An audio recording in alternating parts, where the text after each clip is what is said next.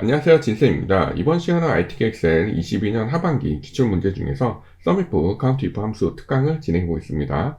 SUMIF 카운트 if 함수는 거의 매회 출제되었고요. 어려운 함수가 아니므로 한번 시청하셔서 함수 만점 받으시기 바랍니다. 자, 그럼 시작하겠습니다.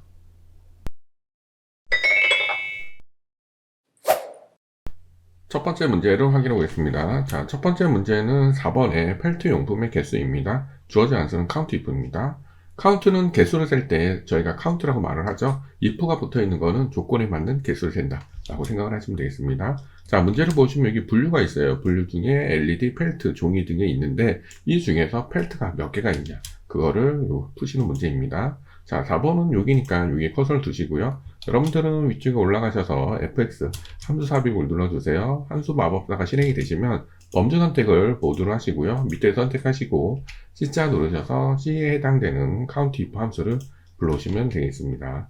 자, count if 함수 특징은 총 두 칸으로 되어 있는데요. 첫 번째 range는 조건에 맞는 셀의 수를 구하는 셀 범위, 즉 조건 범위가 되시는 거고, 그 다음에 두 번째 criterion은 숫자나 텍스트 형태의 조건입니다. 쉽게 말씀드리면 조건 범위, 조건이 되시는 거예요. 자, 조건 범위는 이렇게 하시는 거죠. 분류 중에서 그 다음에 여기 조건을 쓰실 때 여기에다가 펠트라고 이렇게 쓰셔도 되고요. 펠트라고 쓰시면 즉 이 중에서 펠트가 3개가 있죠. 네, 3개 있어서 펠트라고 쓰셔도 되고 아니면 펠트가 있는 셀을 이렇게 선택을 하셔도 됩니다. 편하신 방법으로 하시면 돼요. 네, 그리고 확인 누르시면 간단하게 끝나시는 겁니다. 다음 문제 진행해 보겠습니다. 자, 다음 문제는 3번 허리치료 진료 건수입니다. 결과값에 건자를 붙이시고 정의된 이름 치료 부위를 이용해서 하시는 거고요. 주어진 함수는 count if, 그 다음 연산자입니다. count if로 이렇게 쓰고 하시고 뒤에 연산자로 건자 붙이시면 되겠네요.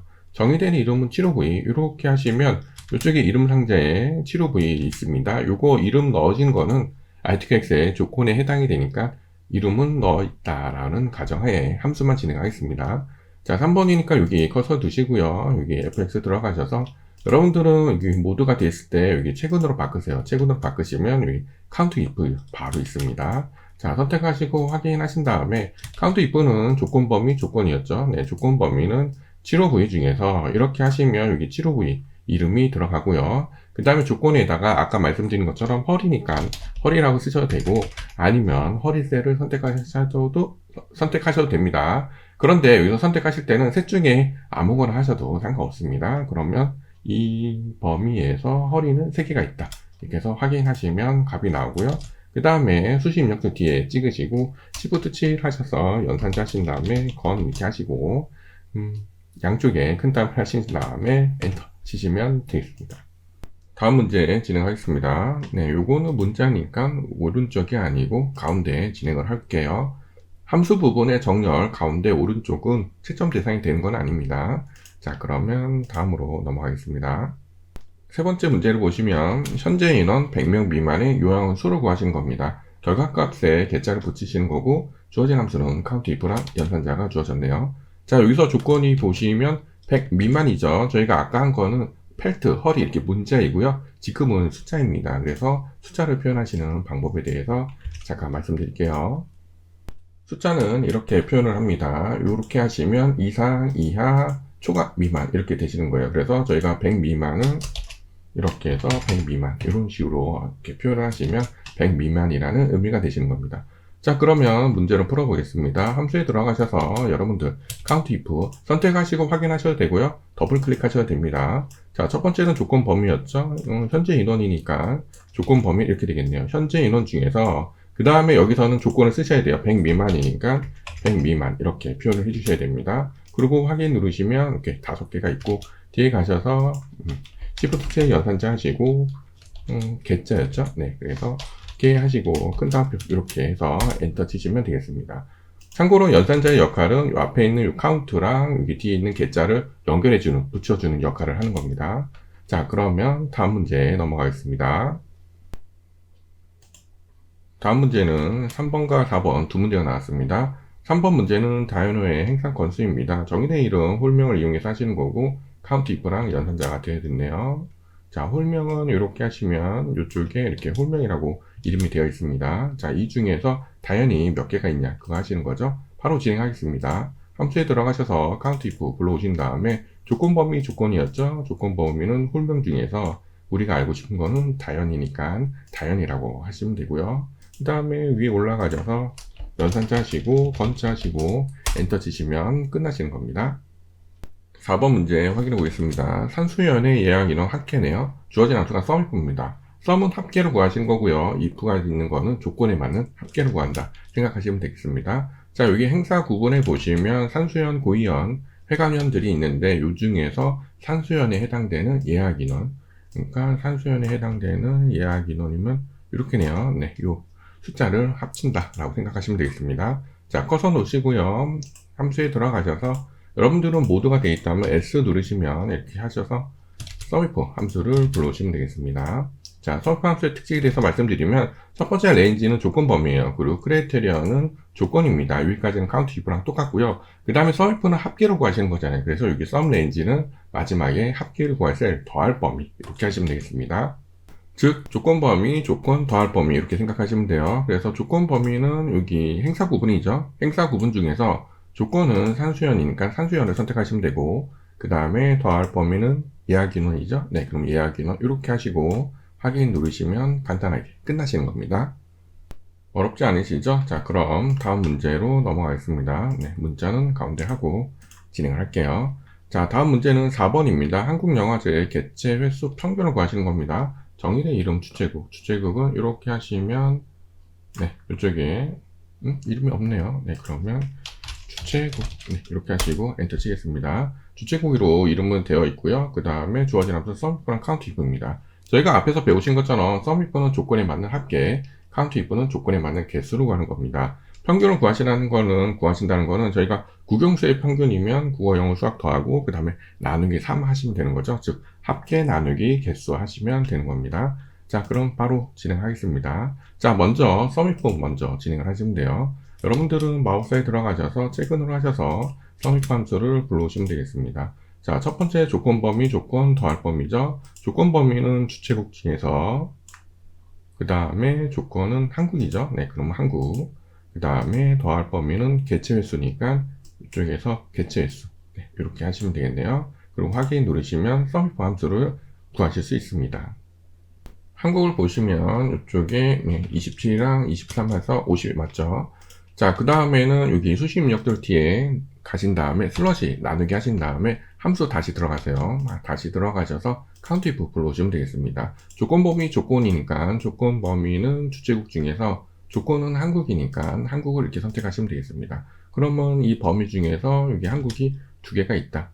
두 번 있다라는 거죠. 그리고 확인 누르시면 평균 구하실 수 있습니다. 다음 문제에 넘어가겠습니다. 자, 다음 문제 보시면 과학체험 신청 인원의 평균입니다. 정의의 이름은 분류를 이용하시는 거고 썸이프랑 카운트 if 네, 똑같은 문제죠. 분류는 이렇게 하시면 이쪽에 분류가 되어 있습니다. 자, 3번이니까 여기 꺼서 두시면 되고요. 함수에 들어가셔서 썸이프 함수 불러오신 다음에 과학체험의 신청인이니까 분류 중에서 그 다음에 조건은 과학이 되시는 거고요. 그 다음에 신청인은 여기 있네요. 네, 이쪽을 이렇게 잡아주시면 네, 합계 값이 나오실 겁니다. 그 다음에는 위에 올라가셔서 슬러시 나누기 하신 다음에 다시 fx 들어가셔서 카운트 if 불러오시면 되겠습니다. 똑같이 분류를 선택하시고 그 다음에 우리가 알고 싶은 거는 과학이니까 과학을 선택하시면 되겠습니다. 네, 그러면 간단하게 평균을 구하실 수 있습니다. 다음 문제 풀어보겠습니다. 다음 문제를 보시면 웰빙케어 최저가 평균이네요. 정의된 이름 유통사를 이용하시는 거고 썸프랑 카운트 if입니다. 유통사는 여기 있네요. 네, 이렇게 하시면 유통사 이름이 되어 있고요. 최저가는 네, 바로 옆에 있습니다. 자, 그러면 바로 진행을 하겠습니다. 4번이니까 여기 커서 두시면 되고요. 함수에 들어가셔서 썸이프 함수 불러오신 다음에 유통사 중에서 웰빙케어죠. 웰빙케어 그 다음에 더할 범위는 최저가 네, 이렇게 하셔서 합계 하셔서 웰빙케어 합계 구하시면 되고요. 위에 올라가셔서 슬러시 그 다음에 카운트 if 함수에 들어가셔서 카운트 if 그 다음에 유통사 중에서 웰빙케어 네, 그리고 확인하시면 끝나시는 겁니다. 어떠세요? 어렵지 않으시죠? 한 문제 더 풀어보겠습니다. 이번에는 다연은행 이용 한도의 평균입니다. 썸이프랑 카운트 if 결제은행은 여기 있네요. 네, 요 중에서 다연은행이 있는데 여기에 이용한도의 평균을 구하시는 겁니다. 자, 3번이니까 여기 커서 두시면 되고요. 함수에 들어가셔서 썸이프 그 다음에 결제은행 중에서 다현은행, 그 다음에 더할 범위는 이용한도. 네, 이렇게 하시면 되겠죠. 그리고 확인하시고요. 위에서 슬러시 하신 다음에 함수 들어가셔서 count if, 그 다음에 결제은행 중에서 조건은 다현은행 이렇게 하시고 확인 누르시면 끝나시는 겁니다.